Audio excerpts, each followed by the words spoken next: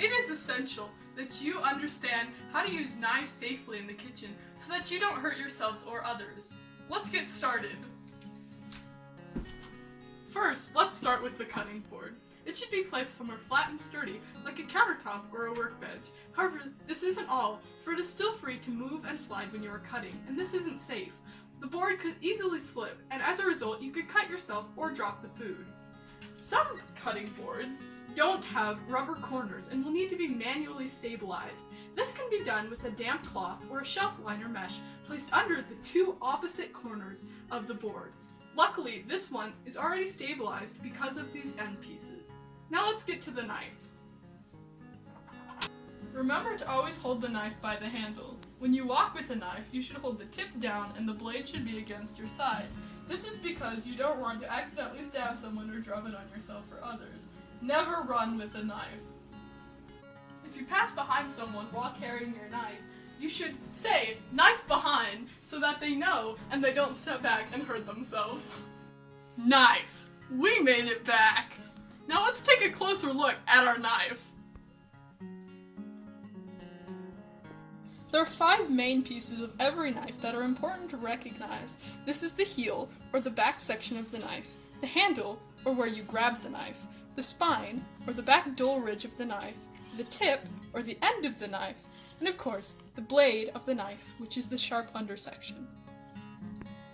Now we're ready to start cutting. The proper way to hold a knife is by pinching the heel of the knife with 2 fingers, the thumb and the forefinger, while wrapping the back 3 around the handle. This allows for much more control of the knife and power in your cut. You should not put your finger on the spine because it can easily slip off and make your knife wobbly.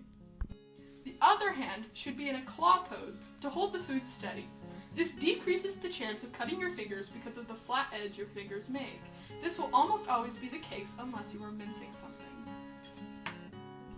Then, the other hand will be flexed along the spine of the knife to hold the knife steady as you mince.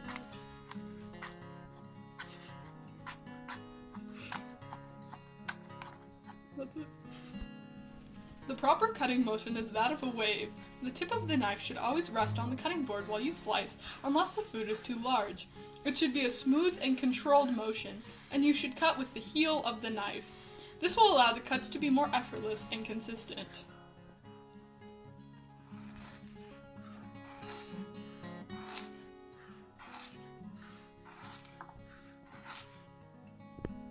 Now, we need to safely carry the knife to the sink to be cleaned.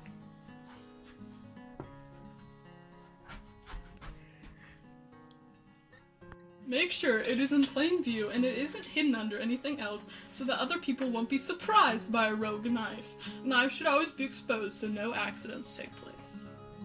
Crikey! Now you should be able to properly, skillfully, and safely handle a knife